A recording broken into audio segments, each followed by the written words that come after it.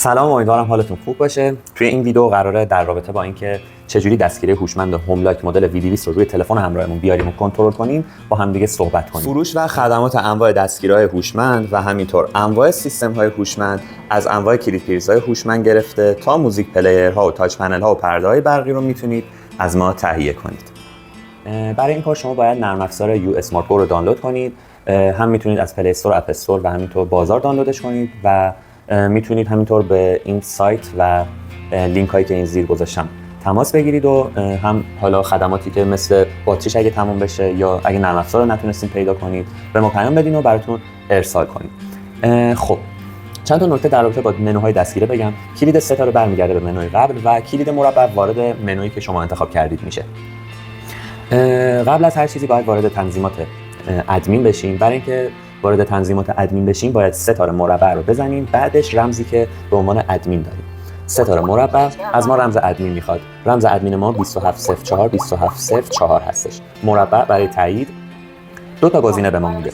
گزینه یک وایرلس ستینگ و گزینه دو لاک فانکشن. گزینه دو لاک فانکشن در واقع اضافه کردن و حذف کردن عضوها و مدیرها و ادمین‌های مختلف هستش که حالا اثر انگشت، رمز و کارت رو شامل میشه.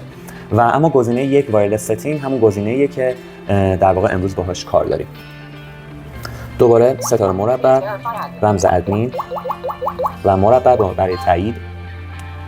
گزینه یک وایرلس ستینگ.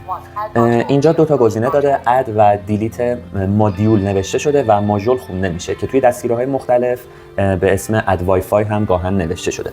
گزینه یک رو که بزنیم دستگیره از خودش یک وای فای تولید میکنه و حالا بقیه کار با نرم افزاره. وارد نرم افزار یو اسمارت گو میشیم.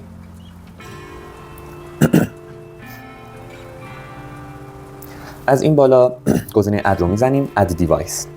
گزینه اول وای فای هات اسپات رو میزنیم و نرم افزار از ما میخوادش که وارد تنظیمات وای فای خود گوشی بشیم و به وای فای کلود هوم که اینجا به ما معرفی کرده وصل بشیم. این تنظیمات وای فای ما و این هم وای فای کلود هوم.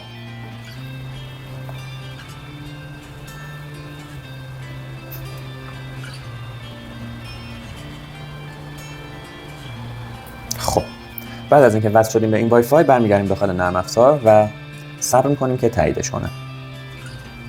خب بعد از اینکه تایید شدش اینجا نرم افزار از ما میخواد اسم اون مودمی که قراره دستگیره بهش وصل بشه رو با یوزرنیم و پسوردش وارد کنیم. اینجا مودم هایی که در دسترس هست رو برای ما آورده. مودم پیشران مودم انتخاب میکنم. حالا اینجا من از قبل سیو داشتم، یوزرنیم پسوردش رو وارد میکنم و استارت کانکت رو میزنم.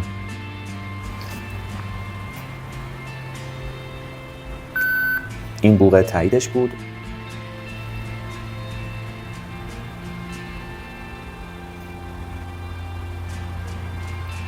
ویدیوهای بیشتر هم شما میتونید توی صفحه یوتیوب و اینستاگرام و همینطور آپارات ما که این زیر لینکش رو براتون گذاشتم ببینید.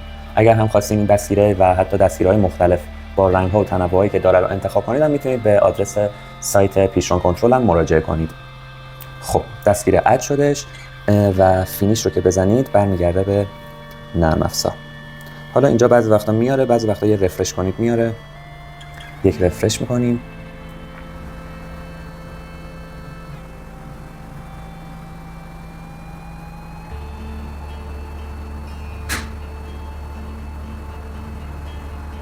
خب دستگیره ما رو آوردش. حالا من اینجا دوتا دارم، من با این اولیه کار دارم. حالا چجوری با تلفن همراهمون کنترلش کنیم؟ هر وقت کسی که پشت در زنگ دستگیره رو بزنه این بر زنگ میزنه و طبق سرعت حالا مودمتون این دستگیره برای شما حالا نوتیف میفرسته که یه نفر حالا پشت دره. صبر میکنیم تا اون بیاد. خب هم از من عکس گرفته و هم اعلام کرده که فلان ساعت فلان کسی که پشت دستگیره هستش در واقع زنگ رو زده. حالا من دو تا گزینه دارم، هم میتونم در باز کنم هم میتونم ایگنور کنم که در باز نکنم. تاییدش میکنم، رمزمون رو میزنم 2704 27 و تایید میشه. دستگیره به راحتی باز میشه. ویدیوهای آموزشی بیشتر هم میتونید توی وبسایت آپارات و همینطور صفحه یوتیوب و اینستاگرام ما ببینید.